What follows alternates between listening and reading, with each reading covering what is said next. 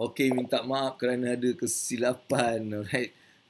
Hari ni ada kesilapan tadi, dah kena stop. Lepas tu kita sambung balik. Minta maaf bagi anda yang masih berada.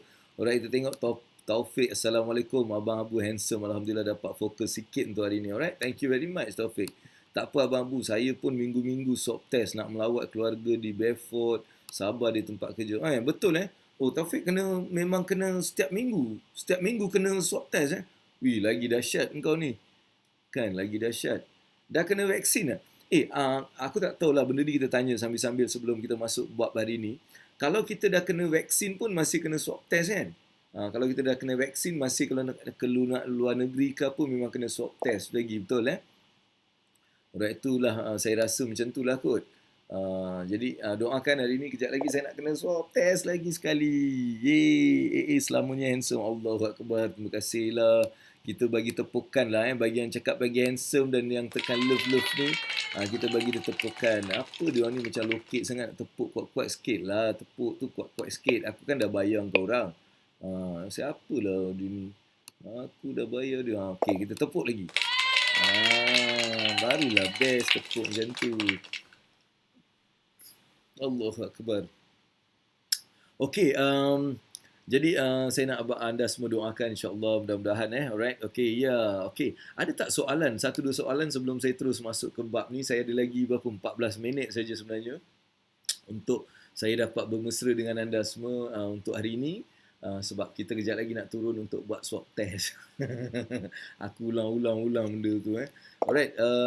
Okey, jadi apa yang Abang Abu nak kongsikan pada hari ini, hari yang ke-8 adalah satu benda yang saya rasa perlu kita ambil berat. Sebab salah satu sebab yang saya memang sangat faham dan ketara adalah kerana kita ni selalu kita tak faham bila kita nak melabur, kita better melabur dalam pelbagai ventures. So at least 7 benda kita kena duk fikir tau. Jangan satu je. Sebab bila satu je, kita akan ada satu limitation, satu risiko yang tertentu. Alright? Sebab kita tak tahu apa jenis disaster yang akan datang pada kita dalam satu tu. Kita tak tahu. Sebab tu bila kita nak melabur ni, kita kena fikir tujuh, especially apa pun lah.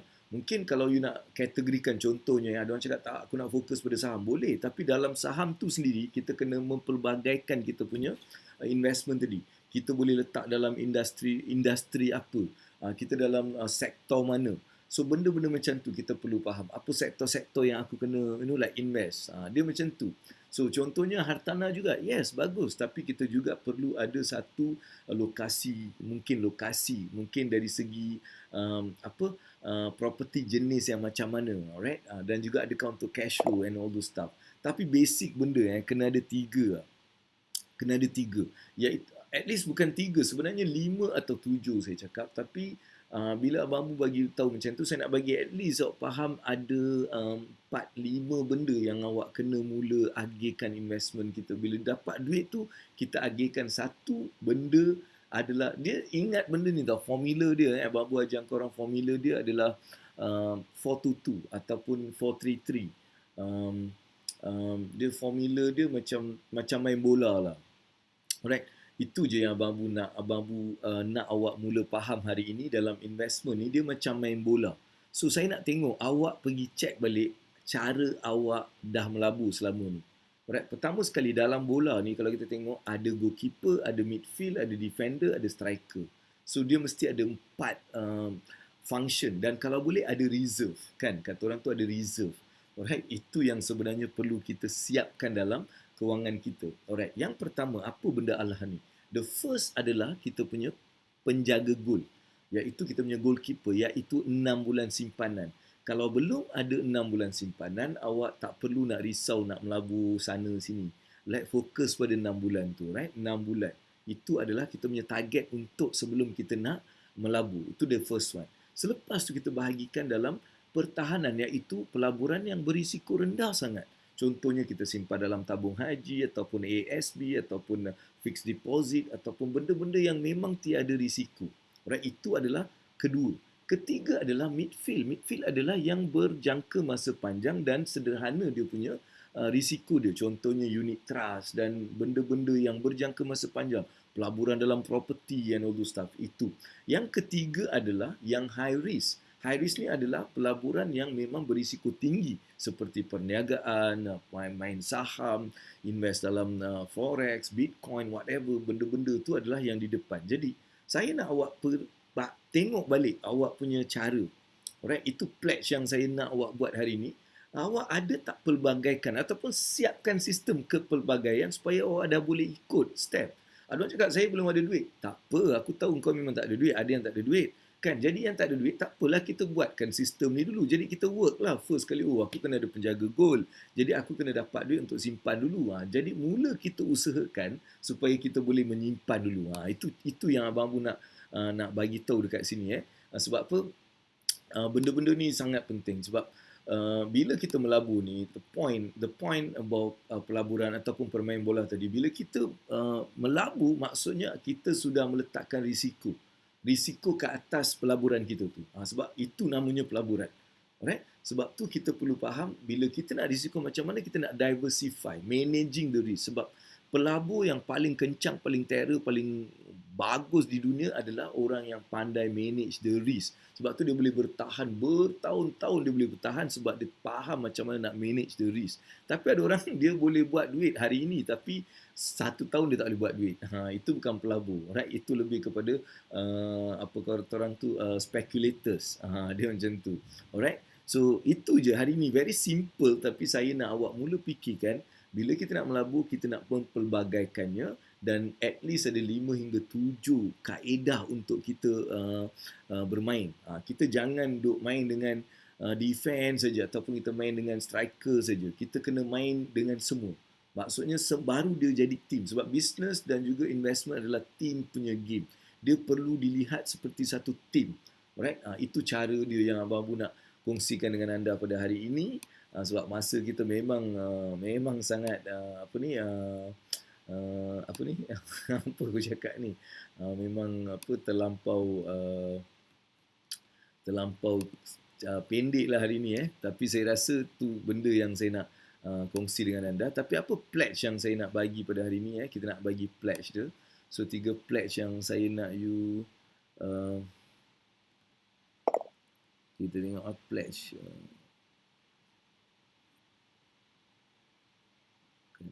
pledge. Okey pledge kita hari ni. Okey, ini pledge yang kita nak you all buat. Okey. Pledge hari ni very simple.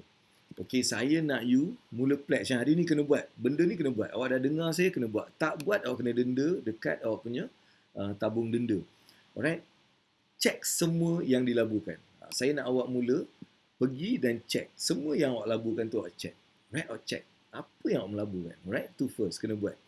Dan awak akan mula janji dan buat satu perjanjian pada diri awak yang awak akan pecahkan kepada 5 hingga 7 bahagian dalam pelaburan ni. Awak akan pecahkan 5 hingga 7 bahagian. Apa awak nak buat tu nanti kendian. Tapi awak cakap, okey, aku nak pecahkan dalam 7 bahagian ni. Right, termasuk simpanan tadi. Right? Dan nombor 3, saya nak awak pledge juga.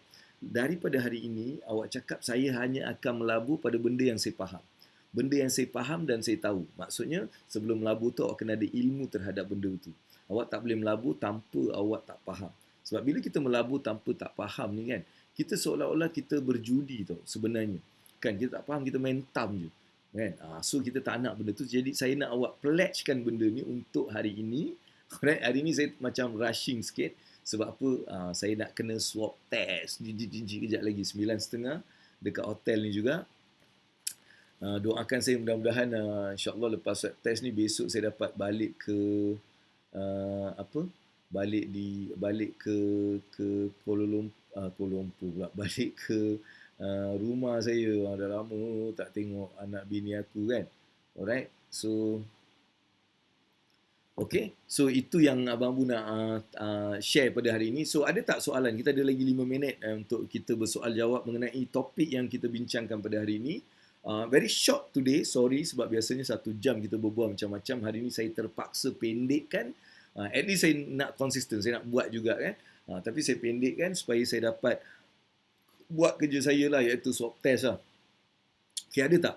Tapi saya tengok hari ni kau orang pun macam lembik je, tak adalah tekan love banyak-banyak kat aku. Cubalah hari ni lah patutnya kau bagi aku semangat kan. Aku nak pergi swab test ni, kau bagilah semangat sikit. Aku dah bagi very simple, labur benda berbeza. Maksudnya bila kita melabur 7, kita cuba fikir 7. Kira tak? Yang nombor 3, boleh ke sambil belajar sambil melabur tentang pelaburan tersebut? Tak, itu terpulang pada awak. Boleh, tapi awak kena faham. Sebelum melabur tu faham. Faham benda ni, apa risiko dia, apa yang sebenarnya kita buat. Dia syariah compliance tak? Dia ada riba tak dalam tu? Semua ni kita study. Lepas tu melabur dan sambil melabur awak boleh belajar. Tak salah. Right? Tak salah. Sambil kita melabur, sambil kita belajar. Mungkin kita buat kesilapan tapi sebab kita belajar, kita boleh betulkan balik. So, no worries. Boleh. Hadijah tanya kan tadi. Hadijah. Right? Boleh. Okay, benda yang faham maksudnya ialah kita sambil belajar, kita boleh juga buat benda tu, right? Taufik, mudah-mudahan exit swab Abang Abu dapat balik rumah. Alhamdulillah, terima kasih kepada Taufik. Taufik ni dia faham sebab dia pun buat hari-hari. Setiap minggu dia buat, dia faham lah. Sorry tengah ambil nota. Alright, tak apa. Okay, ambil nota. Hari ni sikit saja. Very sharp, very simple, very simple. Awak ingat ni je, awak ingat main bola je. Nak melabur ni ingat main bola. Macam mana orang main bola? Bola sepak. Cuba awak kaji bola sepak. Macam mana orang main bola sepak?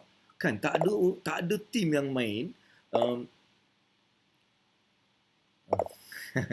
Okey lah, aku relax lah. Okay. So sebab dia very simple. Aku nak kau ingat, lepas ni melabur je ingat bola. Macam mana orang main bola? Oh, dia kena ada goalkeeper. Jadi aku ada tak goalkeeper dalam pelaburan aku? Maksud goalkeeper simpanan.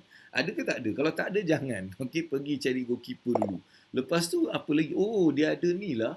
Dia ada pertahanan. Oh, ada tak pertahanan? Apa pertahanan? Benda-benda yang berisiko sederhana. Right? Okey, yang ketiga adalah kita punya midfield. Oh, ada tak pelaburan macam unit trust yang berjangka masa panjang sikit. Lepas tu, of course, striker tu lah yang sebenarnya yang bawa duit balik pada kita. Okey, bila saya dah cakap macam tu, kita pula kena faham dari segi struktur dia. Kan, berapa ramai yang kena main goalkeeper? Takkanlah dalam tim tu ada 10 goalkeeper. Kan, satu je goalkeeper. Sama juga dalam kita 6 bulan simpanan tu adalah yang kita perlu siapkan. Lepas tu, berapa banyak yang kena main defend? Tengok umur kita. So kalau umur kita 40, dan 40% daripada duit yang boleh kita laburkan tadi adalah dalam pelaburan-pelaburan. Nampak? Dia nak call kejap aku nak check dengan dia orang. Alright, yes. Hello. Yep.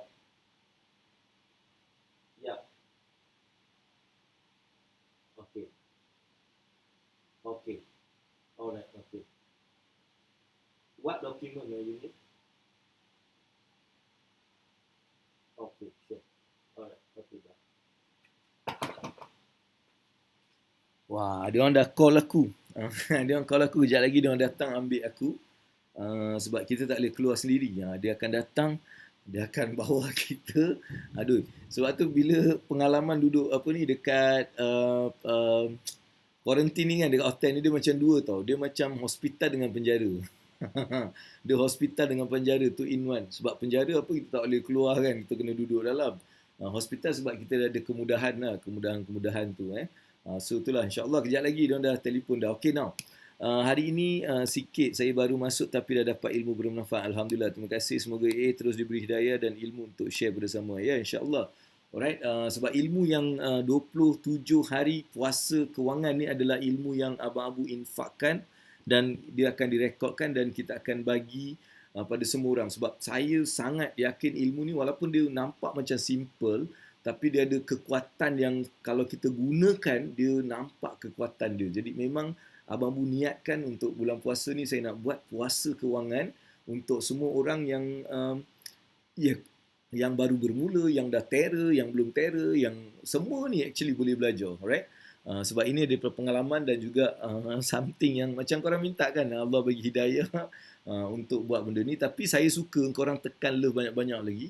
Banyak lagi sampai dapat 1000 lagi 5 minit dia akan call aku dah 9.20 dekat 10-15 minutes.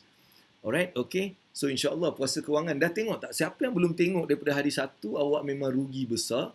Awak memang rugi kalau tak baca ataupun tak melihat kembali dari hari 1, hari 2, hari ketiga. Sebenarnya kan, Engkau orang kalau korang dalam grup pun kau buat satu, let's say kau ada grup sendiri, satu hari ni kau mainkan aku punya benda ni. Kat Facebook aku kau mainkan, yang lain tengok kan. Kau orang akan boleh belajar banyak benda. Alright? Sebab puasa kewangan ni dia punya objektif adalah memperkasakan ilmu kewangan yang betul, yang memberi manfaat kita. Ilmu kewangan yang memberi manfaat, maksudnya bukan hanya kat dunia tapi malahan kat akhirat. InsyaAllah, amin. Alright, mudah-mudahan dia bila ilmu ni bermanfaat pada engkau orang, insyaAllah lah aku dapat lah sikit habuan tu, dapatlah ganjaran tu kan. Itu je. Alright, okay. So tak ada soalan ke apa-apa? Macam mana nak catch up dekat Facebook saya je. Benda ni ada kat Facebook pun. Ataupun kalau join Telegram Abang Abu Mekanik Wang tu, dekat situ ada. Sebab setiap hari dia punya link akan diletakkan kat situ. Tapi dekat Facebook ni dah ada. Kau scroll balik. Kau scroll balik, kau akan nampak hari pertama, hari kedua, hari ketiga, hari keempat, hari kelima, hari keenam, hari ketujuh, hari ke-8 dan hari ni hari ke-9. Memang ada. Every day saya memang letakkan dekat Facebook page Abang Abu. Dan apa awak kena buat? Awak kena juga share benda ni dengan hashtag puasa kewangan, hashtag Abang Abu, hashtag you must meet Abang Abu, dan kongsikan apa awak belajar. Macam hari ni apa awak belajar. Alright, lepas tu awak share kan. Okay, saya belajar benda ni daripada video ni. Alright, hari ni saya belajar benda ni daripada video ni. Kan, just share macam tu. Boleh So insyaAllah lah. So tak ada apa-apa soalan lagi ke? Kalau tak ada soalan, saya rasa saya dah kena bersiap-siap sekejap. Actually tak ada benda pun, aku macam ni je. Aku pergi, aku bawa IC aku, itu je dia cakap, bawa IC dengan bawa ni. Lepas tu work permit apa tu semua, aku tak ada work permit, aku pakai IC je. Tu je lah kau dengan dia cakap bawa pasport aku. So saya rasa pasport semua dah ada kat sana. Sekejap lagi aku turun. Lepas tu dah habis tu naik balik. Tu aku rasa dalam setengah jam kot, sebab dia mesti ikut. Dia tak nak macam lambat-lambat kat situ kan. Dia bawa habis naik. Alright, okay. So Adijam kau boleh check dan boleh tengok benda tu. Alright, ada lagi ke apa-apa soalan sebelum saya nak tutup? Dah 9.22 dah. Alright, 9.30 dia orang akan datang untuk bawa saya. Aku rasa macam VIP pula, VIP besar pula hari ni. Benda ni berlaku masa aku dulu buat untuk perdua tu. Memang aku macam ni. Kan, bila dia pergi satu Malaysia aku buat, memang duduk hotel, akan ada 2 orang datang tu bawa aku. Lepas tu naik kereta, dia pergi hantar kat hotel. Lepas habis hotel, ambil aku pergi makan. Lepas makan, dia hantar aku kat hotel. Hantar bukan kat bawah, dia datang 2 orang naik sampai bilik. Dia letak aku dalam bilik, lepas tu dia orang balik. Teringat pula masa tu aku ni. VIP sungguh. Okay, so memang tak ada ke? Tak ada apa-apa soalan lagi kan? Alright, kalau tak ada, okay, doakan Abang Abu dan saya juga doakan mudah-mudahan semua yang hadir pada hari ini, Allah akan permudahkan segala urusan anda semua. Mudah-mudahan Allah limpahkan kurnianya, taufiknya, hidayahnya kepada anda semua. Alright, dan mudah-mudahan Allah akan terus memberikan kebaikan kepada anda semua. Mudah-mudahan Allah bagi bukakan peluang rezeki yang selebar-lebarnya. Mudah-mudahan semua rezeki itu Allah rahmati. Mudah-mudahan kita dapat rezeki yang subur, rezeki yang terus membawa keberkatan dalam kehidupan kita. Mudah-mudahan Allah bagi kita afiat, kekuatan, kesabaran dalam melalui segala ujian dugaan hidup ini. Mudah-mudahan kita juga diberikan Allah Subhanahu Wa Taala diberikan rezeki untuk bertemu dengan Lailatul Qadar pada hari bulan yang mulia ini, dan juga kita terus diberikan untuk ukhuwah, untuk berukhuwah antara satu sama lain. Mudah-mudahan kita sentiasa mendoakan setiap orang agar mudah-mudahan Allah terima dan kabulkan doa kita dan menjadi orang-orang yang Nabi kita akan sayang dan suka dengan kita, insyaAllah. Alright? So itu saja daripada Abang Abu. InsyaAllah kita jumpa lagi esok hari ke-10. Alright? Hari ke-10 insyaAllah saya rasa saya akan masih ada kat sini. Sebab mungkin biasanya check out dia lambat sikit. So hopefully saya akan dapat buat lagi satu esok. Alright? So itu sajalah daripada Abang Abu, insyaAllah. Okay? Alright, 6 bulan perbelanjaan. 6 bulan taufik 6 bulan perbelanjaan taufik. Alright, 6 bulan perbelanjaan yang saya tekankan tadi. Alright. Okay, nak tanya insurans juga dikira pelaburan ke? Insurans adalah dia expenses, maksudnya dia adalah satu perbelanjaan yang produktif. Dia ada perbelanjaan ni ada banyak benda, tapi dia kira perbelanjaan produktif. So dia masih kira perbelanjaan sebab perlu kita belanjakan benda tu. Dan insurans tu hanya kita akan dapat nikmat selepas satu masa, right? Sampai dia ada cash value. So pada permulaan dia masih lagi perbelanjaan, right? Dah habis lah Suhaimi, kau masuk ke apa? Aku nak dekat pergi swab test hari ni. Aku ada swab test hari ni, aku kena cepat. Alright. So itu sajalah kepada anda semua. Mudah-mudahan doakan Abang Abu. Kita jumpa lagi esok. Assalamualaikum warahmatullahi wabarakatuh. Best, best, best.